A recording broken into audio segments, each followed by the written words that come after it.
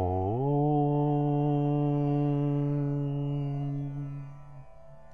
Shuklam Baradharam Vishnum Shashivarnam Chaturbhujam Prasannavadanam Dhyayet Sarva Vignopashantaye. Om Guru Brahma Guru Vishnu Guru Devo Maheshwaraha Guru Sakshat Parabrahma Tasmai Shri Gurave Namaha. Om Akhanda Mandalakaram Vyaptam Yena Characharam Tatpadam Darshitam Yena Tasmai Shri Gurave Namaha. Om Antastamira Nirbhera Banave Kamadhenave Vikalpa Jagati Kalpatarave Gurave Shri Vijayeshwari Devi Atmanjalihi. Om Sarva Mangala Mangalye Shive Sarvartha Sadhike Sharanye Trayambake Devi Narayani Namostute. Jai Karunamai. Namaste. My name is Darren, and I'm offering this class on Sanskrit pronunciation for Amma's beloved children who are going to be attending the Lalita Sahasranam Mahayagya set to take place in May. Great boon for our earth and a great opportunity. So a quick disclaimer, I'm not a Sanskrit Acharya, I'm really not qualified to be offering this class, but because there's been so much interest in learning this blessed stotram, and I have studied Sanskrit for many years. I've had the blessings of studying briefly with Pandit Rajmani Tuganite of the Himalayan Institute. So I feel hopefully I have something to offer, but if there's any mistakes here, please forgive me, and please feel free to contact me and correct me. So with that disclaimer, let's begin. Sanskrit is known as Deva Bhasha, which means the divine language. It's the language of the gods. It's a revealed language, actually. The rishis, in their meditations, were in touch with the fundamental vibrations of the creation. And in the beginning was the Word, and the Word created everything. So Amma has said that our Vag Karmendriya, our power of speech, is different from our organs of action. It's very powerful. Even the rishis created whole worlds before, just from the command of their powerful word. And this universe likewise was created by a word. So when we study Deva Bhasha, this divine language, it's really like studying the real periodic table of elements of the universe, of the creation, because these are the subtle vibrations inside of anything. This is why they say even if you don't understand mentally or intellectually what you're chanting with Sanskrit, vibrationally you understand it because your soul resonates with it. It's working on your soul. And they also say Sanskrit is not like learning another language. It really is a spiritual practice. It's a sadhana. And so when we learn this sadhana, we practice it, we actually experience changes within our body, changes in our lives. The seed sounds are very powerful at awakening up the sparks of divinity inside of us. So the first thing an English speaker comes across when they look to the Sanskrit alphabet is how many more letters there are than we have in English. We only have 26. Sanskrit has these 50 akshas. So there's a lot of subtlety we're going to learn by studying Sanskrit. It's broken down very scientifically, the different resonant chambers of sound in our mouth, how we make those sounds in our mouth. Namely, there are 5 principal resonant chambers in our mouth. The first is in the back of the throat. The second is in the palate, the soft palate. The third is at the roof of our mouth. The fourth is on the back of our teeth, particularly the top row of the teeth. And then the fifth is at the lips. So when we begin Sanskrit, we have to start with the vowels. The vowels are the Shakti, and the consonants are the Shiva, right? So there's no manifestation without the Shakti. There's no consonant sounds without the vowels. I can say ka, but without I can't say it. So This is why Lalita Devi is praised as Panchapretasanasena. She's the goddess seated on 5 corpses. Those are the 5 lords of the actions of the universe. And even Brahma, Vishnu, Maheshwara, they create, preserve, and destroy the universe. They're like corpses without Shakti. They're unable to do anything, even to move a blade of grass. So likewise, the vowels of the Shakti were unable to pronounce anything in Sanskrit without the vowels. And there's 16 of these little goddesses. And they correspond to the 16 petals of our throat chakra. That's where Saraswati, the Vag Shakti, resides, is in Vishuddhi chakra. Rhythm is very important in Sanskrit. It completely determines the meaning of the words, the rhythm that we say them. So there's a big difference between Ananda and Ananda. Right? Ananda means joyless. Ananda, on the other hand, means pure bliss. So that one little extra meter of rhythm in the beginning there, the A versus it turns joyless into blissness. That one little swara makes that big of a difference. When we're first born, the first sound we can make at the back of our throat, when we open our mouths to make sound, is and that's the guttural vowel sound. So in that guttural position at the back of the throat, we open it up and we say Now the next place we can make sound is in the palate. If we move the sound up a little bit, we have E. Now to access the cerebral or the dental, we'll have to involve the tongue. So let's just wait on that. We'll assume as babies we haven't grabbed firm usage of our tongue yet, but we find our lips pretty easily. And so if we use our lips to make a vowel sound, it sounds like oo. So we have in the guttural, E in the palatal, oo in the labial. Those are all the short versions. E, oo. Now if we want to do the long sound, it's very simple. We just open up our mouths a little bit wider. E, oo. And saying them side by side, the first one, the short sound, stays inside the mouth. The long sound comes outside of the mouth. E, oo, oo.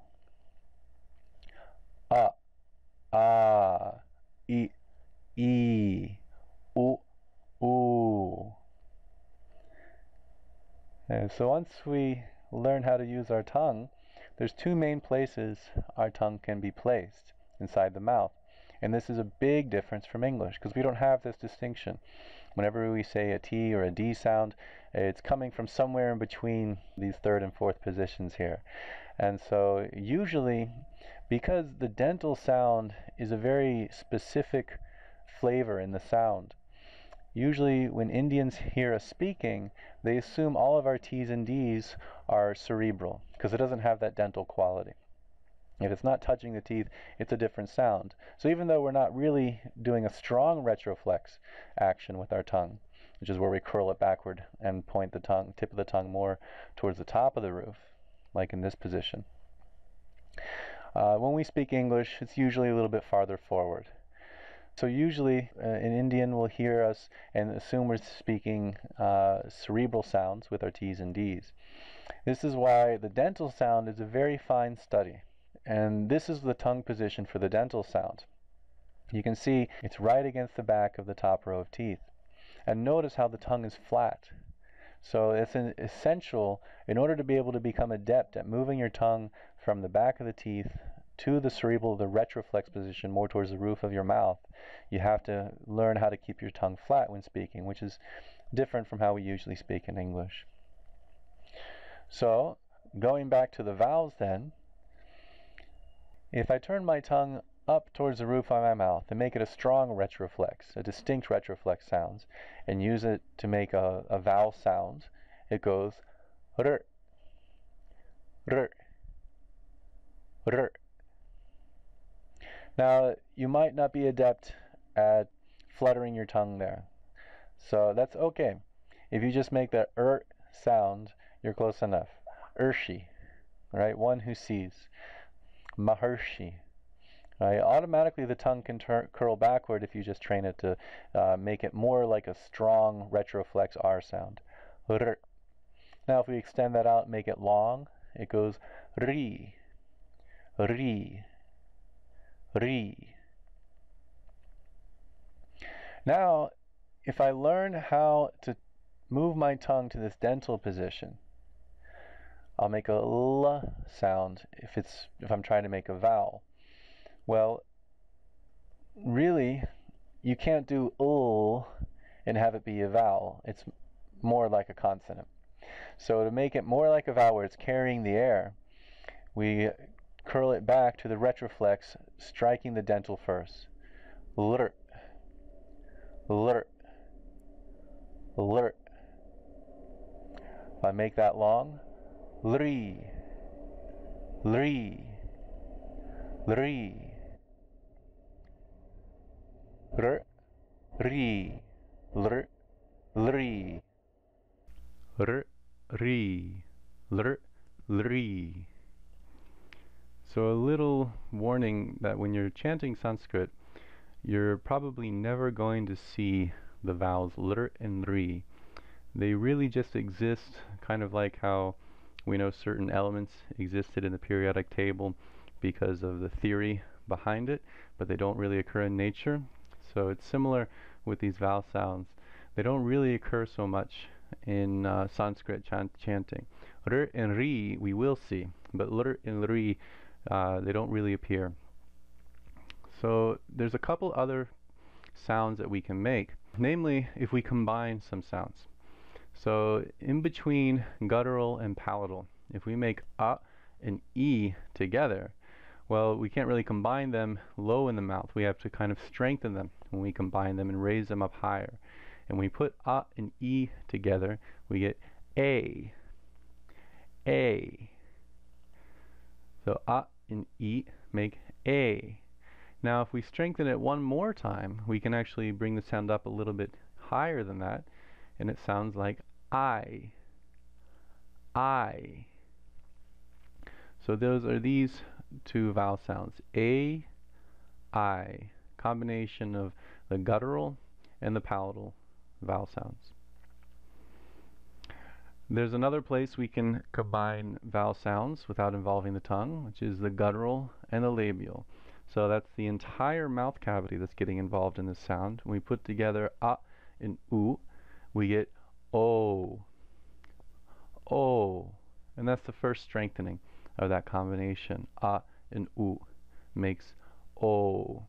Now, of course, everybody knows this. Om is not just two sounds. It's not o and it's three sounds, because within the o is a and u together. And that's why the Mandukya Upanishad explains very beautifully the sadhana of chanting Om has Brahma, Vishnu, and Maheshwara in there. A is the sound of creation, U is the sound of preservation, and is the sound of dissolution. So all three are together in there because A and U together make O. That's the first strengthening. If we strengthen it one more time, we get ow, ow, O, ow. So these compound vowels here, they're all the combination of two swaras together. So in the first set of vowel sounds, we had short and long. Compound vowel sounds are automatically long. It's important to know they automatically get 2 beats when we chant them, just like a long vowel sound. These last two are kind of special. They're represented by dots. So here we have the dot over a, and this dot over a vowel sound is called anuswara. Literally means after vowels. Could also mean the inner sound. It's a special vowel sound that kind of changes form depending on what's following it, but we'll talk more about that later. Right now, it's very simple. We're just going to close the vowel sound off, and that's what anuswara means, is a closing. If anuswara appeared after I, it'd be im. If it appeared after u, it'd be Simple. The next and last of the vowels is visarga. These double dots here afterwards. So it's appearing after the a. And it literally means pushing out, So it's a little bit of force at the end of it. We don't just say ah. We put a little force behind the air and it comes aha. Aha. If it was after E, it'd be ihi. And if it was after U, it'd be uhu. But standard Sanskrit alphabet, we put it after ah. Aha. So let's chant all the 16 vowels together. We'll do it one line at a time. A, I, u, u.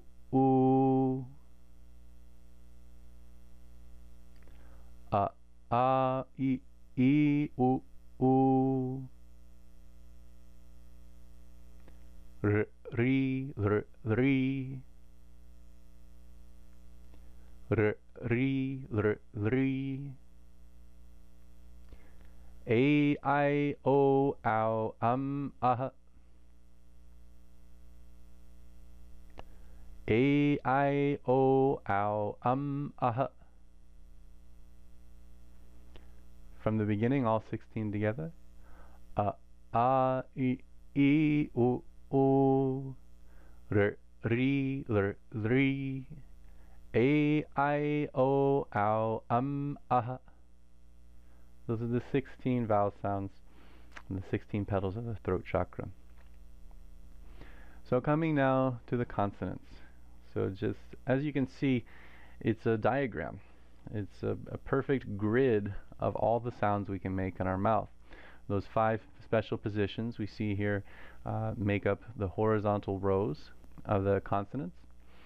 And the vertical we'll talk about a little bit more.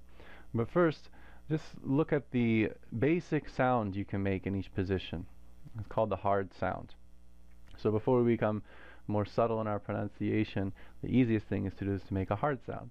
In the guttural position of the mouth, if we make a hard consonant sound, it goes ka, ka, ka. In the palatal place, if we come up to that soft palate, we get cha, cha. Now for the cerebral, even if you look at the Devanagari symbol here for cerebral, it's got that curved shape to it. It's kind of like to remind us of the curl of our tongue here. So we're curling our tongue up, the tip of the tongue up to the roof of the mouth and making the sound ta, ta.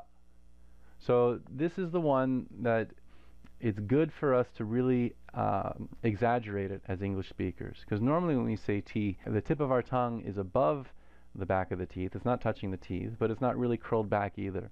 If we curl it back really strong, you can hear that retroflex quality, the sound in there. Ta, ta.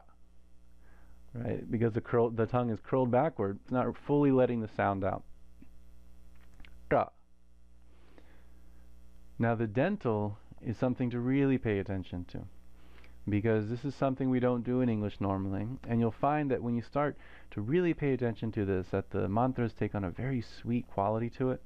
They say the tip of the tongue is associated with our sense of sweet taste, and you can really feel the difference in it. If we say ta, ta, ta, it's very different from our regular English T's. Ta, ta. So you can hear the difference if somebody says Saraswati versus Saraswati. Right? The second one is not, it doesn't have that sweet quality. Saraswati. Then we come down to the labial, and that's very simple. Pa, pa. So if instead of a hard sound we make a soft sound, then we come over here to the third column. In the guttural position, that soft sound is ga, ga, ga. In the palatal, ja, ja, ja. Cerebral, da, da, da. Dental, da, da, da. And labial, ba, ba, ba. Now let's talk about this concept of an aspirated vowel. In Sanskrit, the rishis were so concerned about our prana, the use of our breath when we speak. And actually, when you start to study the grammar and the laws of combination, all the rules of grammar suddenly make beautiful sense when you realize that it's just to conserve the prana used when speaking. So every little rule, it's always to conserve the most amount of life force and be the most efficient in conveying what we're speaking. So there is an attenuation to the amount of prana being used when spoken. And so these aspirated consonants are called mahaprana sounds because there's a lot of prana behind them, a lot of breath behind them. And these are the ones that Amma says are very important to emphasize when we're chanting mantras in particular because they contain so much power in them. And you don't want to miss the power of these very special consonant sounds. In the guttural, it's just like ka, but we're going to put more air behind it. And you really want to make it feel like there's air coming out of your mouth when you say it. Ka, ka, ka. So the difference between ka and ka. If we do the soft aspirated, again we just do ga and add a lot of air. Ga, ga, ga, ga. So that we can chant all the way across the row now, let's talk about the nasal. Nasal is very simple, just what the tongue naturally makes if you hold it there in that position. So in the guttural position, this is the hardest one, it goes nga, nga. It's very easy to think if you just think of ng sound. We say it when we say the word king, for example. Kinga. So it's a nga sound.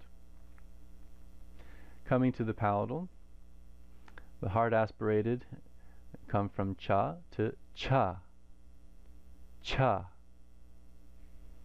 Soft aspirated, ja, ja. Reading across the top, cha, cha, ja, ja. And then the nasal sound, and the palatal, we're using the top of the tongue still, not the tip. Nya, nya. You can feel how that's different from nga. It's farther up in the mouth. Nya. Come into cerebral then.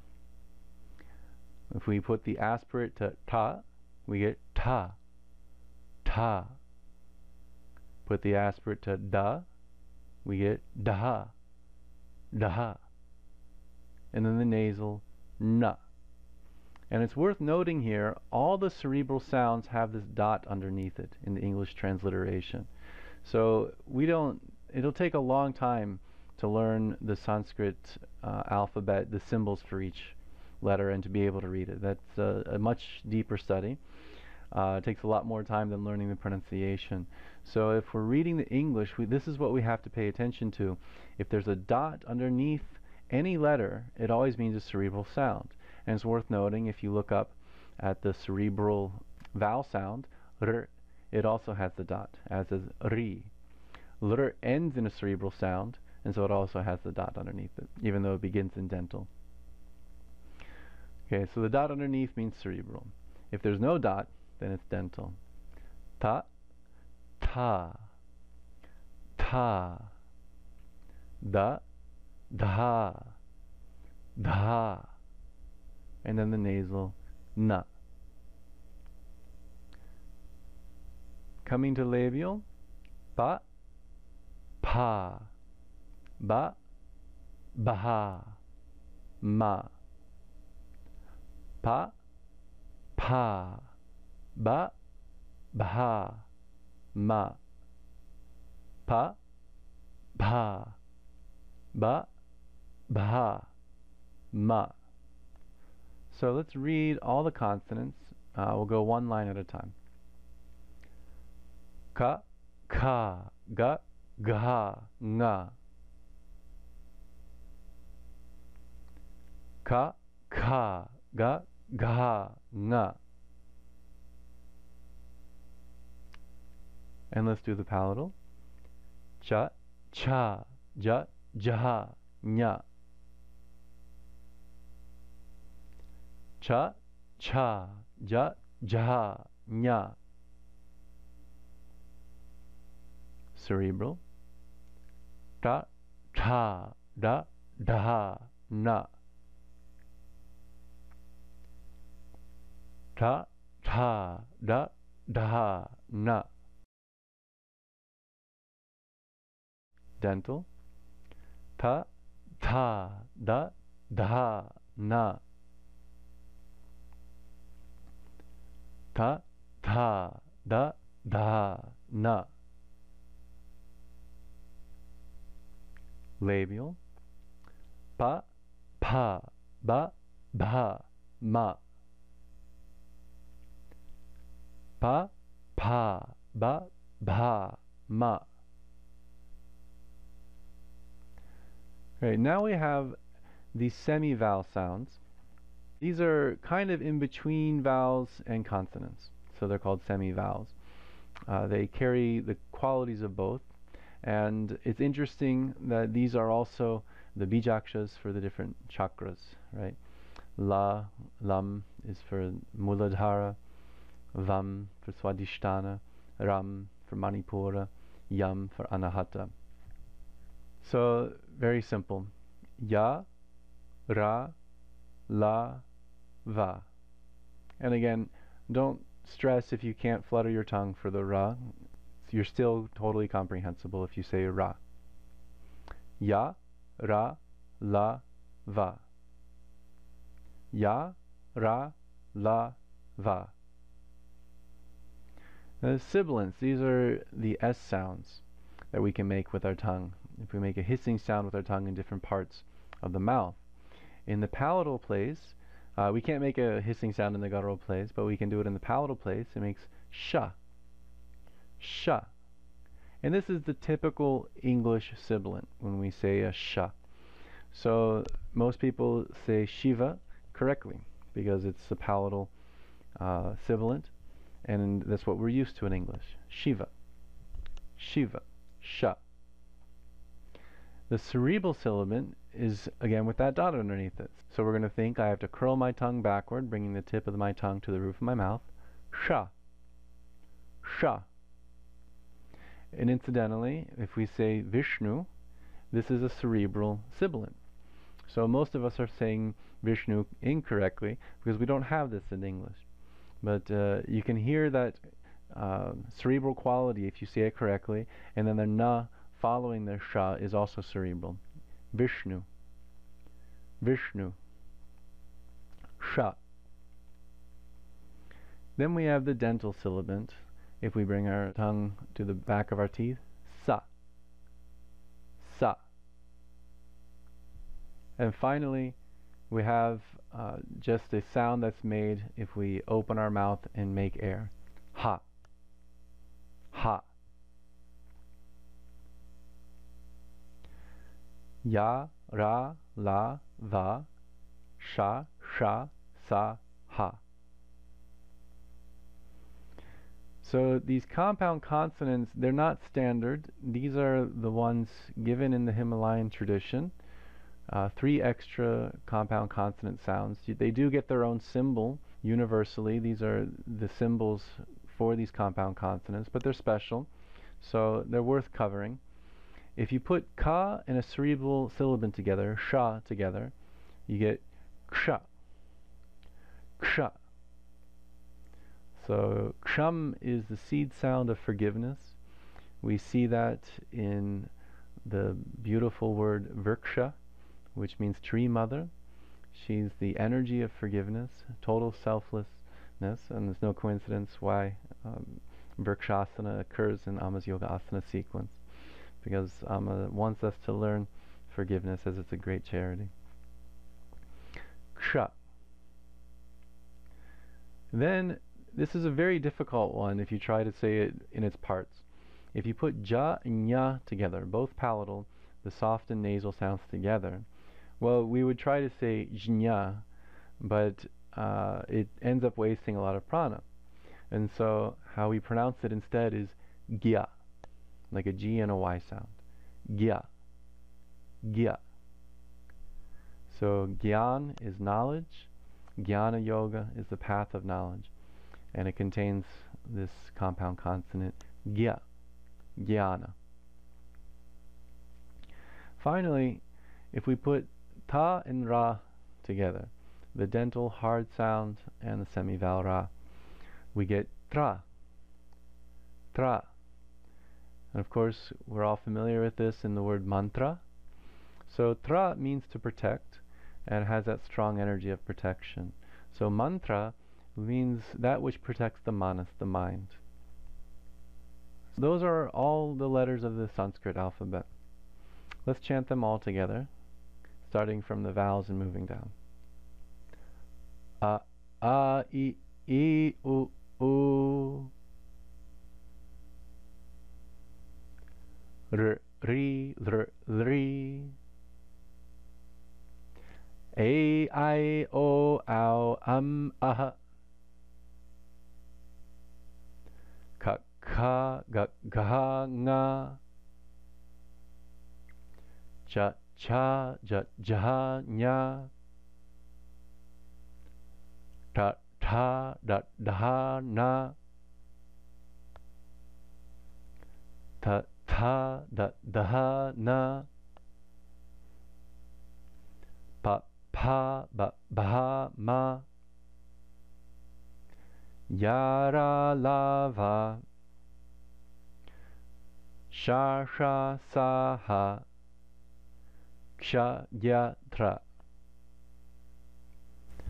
So I have a recording of Pandit Rajmani Tuganite at the Himalayan Institute chanting these vowel sounds for you. He goes through it one time in its entirety, and he explains also that in traditional Sanskrit schools they leave out the r, ri, lr, lri when they're chanting the full alphabet because those are more specialized vowel sounds anyways. And so there's, in the recording, he'll go through the Sanskrit alphabet also a little bit quicker and omitting those in a traditional recitation format. A, I,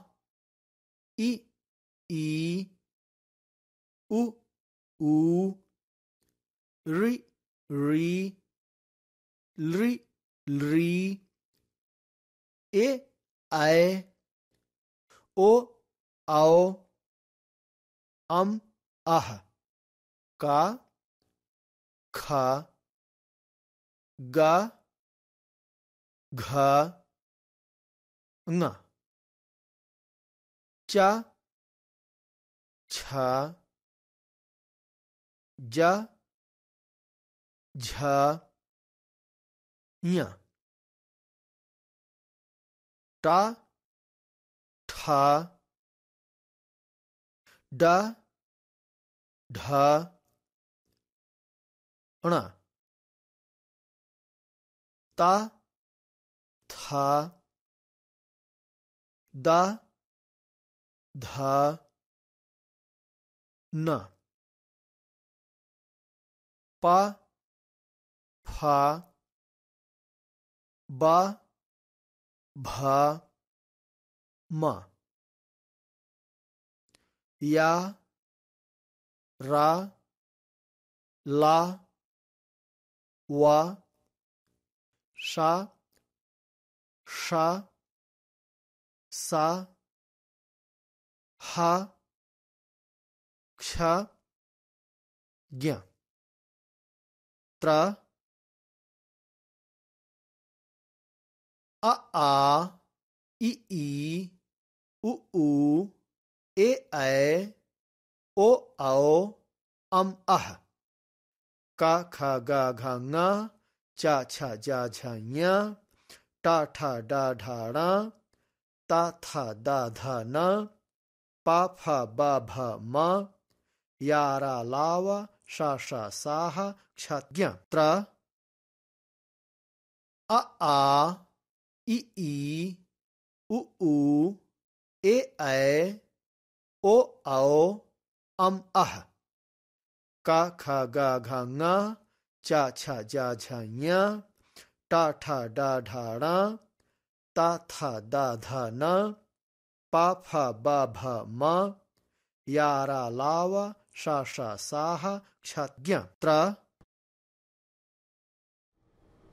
So now you know the elementals of sound that make up the Akshamala, the Sanskrit alphabet. It's worth saying that if you're reading a Sanskrit verse or hymn, that all of the red letters will be the English transliteration. And most hymns that are properly translated will look exactly like this, so there won't be any confusion between the cerebral and dental sounds, for example. If you're reading a version that is made from a typewriter and they didn't have these special characters available, like in an email message, for example, there's a lot of creative ways people have found to do that, but there actually is an accepted international standard, and this is called the iTrans, or Indian Language Transliteration. And this is what the Akshamala looks like transliterated using iTrans. So you'll notice the long vowels are basically doubled or capitalized, and any special kind of character is capitalized to symbolize it. So the retroflex sounds are all capitalized. R, ri, lr, ri, ta, ta, da, da, na, all capitalized. Also, you'll notice visarga, the aha at the end, is capitalized, and anuswara. You'll sometimes see anuswara with a dot because when we transliterated it with the special character, it's the M with the dot underneath it. But here you'll see it often as capital M or dot M. So this is just worth mentioning. You can pause the video and copy that or study it and memorize it for your resource. Now, talking about anuswara, we wanted to talk a little bit more about this special character. It is the inner vowel that changes according to what follows it. So if there's nothing that follows it, then it's just closing the mouth, you make an sound. But depending on what's following it, it could change. So for example, we have these 5 principal positions in the mouth. If anuswara comes before a guttural sound, then it turns into the ng sound, the nasal in the back of the throat. And that just makes sense, right? Look at the first example there. The conch shell in Sanskrit is called shankha. Now, you might see it written with the M and the dot underneath it. Certainly certain Vedic texts assume this working knowledge of the laws of sandhi, the rules of combination, and if anuswara is being combined with the guttural sound, it is always pronounced nga, the N with the dot over it. So that's shankha. Now, we couldn't study some Sanskrit words without studying some of the divine names of Lalita Devi, given that this is the intent of this study in preparation for that great stotram of praise to the Divine Mother. So I chose a couple names here. Name 408, Shivankari, Shivankari, Shivankari. So she who brings auspiciousness is the very simple translation I'm offering. Shiva is auspicious, and Kari is the one who's carrying it, the vehicle for it. This is Shivankari, the one who brings auspiciousness. Number 50 is Anavadyangi. Anavadyangi. Anavadyangi. I won't try to translate these names because it's a huge study. I'm not qualified at all. With Amma's grace, hopefully we'll have some of Her Holiness's translations of these most powerful names, but I'm sure that each name is going to have several pages behind it. Okay, if anuswara precedes a palatal sound, it's the nya, the palatal nasal sound. So a couple of examples here. Niranjana, Niranjana, Niranjana. Ranjana is color, refers to the way desires color our perception. So Niranjana, she who's uncolored, she's perfectly transparent. Number 948, Panchami, Panchami, Panchami. She is the 5th is a very basic translation, of course. The number 5 is very auspicious, refers to the 5 Panchamahabhutas of Mother Nature. Of course, Divine Mother is in that form, and Gayatri Devi, as we know, has 5 heads as well. So if anuswara precedes a cerebral sound, it's pronounced like the cerebral nasal na. There's a couple nice examples here. Number 755, Chandika, Chandika, Chandika. Chandi Devi is the killer of the demon of pride and demon of shame. She's the goddess praised in the 700 verses to the Divine Mother. She's also the goddess in Mysore. The presiding goddess there at the Shakti Peetham in Mysore, the same temple that Amma's mother took a holy pilgrimage to and received the divine darshan and vision that she would give birth to an incarnation of the goddess. The name 392, this is a mouthful. Shri Kantardha Sharirani. Shri Kantardha Sharirani. Shri Kantardha Sharirani. So Sri Kanta is a name for Lord Shiva, the holy throated one who drank the world's poison. And Ardha is half. Sharira is the body. Half of Divine Mother's body is Lord Shiva. They're always together. You can never separate Shiva and Shakti. If Anuswara precedes a dental sound, it's pronounced like the dental nasal na. All these are very easy to understand, but it's worth practicing a little bit. So 447, beautiful name for Divine Mother, Shantihi. Shantihi. Shantihi. She who is ultimate peace. And then of course, have to explain why Sanskritam was spelled with the M with the dot underneath it and pronounced like a na, because it's Anuswara. Sanskritam. Sanskritam. Sanskritam. What we're studying. So if Anuswara precedes a labial, it's very simple. Labial nasal sound is ma. Name 122. Shambhavi. Shambhavi. Name 877. Niralamba. Niralamba. Niralamba. Name 268. Samharani. Samharani. So there are also rules of combination, sandhi rules for visarga, the last of our vowel sounds, but we can cover that in future lessons. The next lesson will be about the rhythm in Sanskrit. It's very important we get the good rhythm down. So again, give my contact information here in case you have any questions. Feel free to contact me. Thank you very much. A couple of closing prayers for world peace. Om Asatoma Satgamaya Tamasoma Jyotirgamaya Mrityorma Amritam Gamaya Om Shanti Shanti Shanti Loka Samasta Sukhino Bhavantu Loka Samasta Sukhino Bhavantu Loka Samasta Sukhino Bhavantu. Swasti. Jai Karunamayi.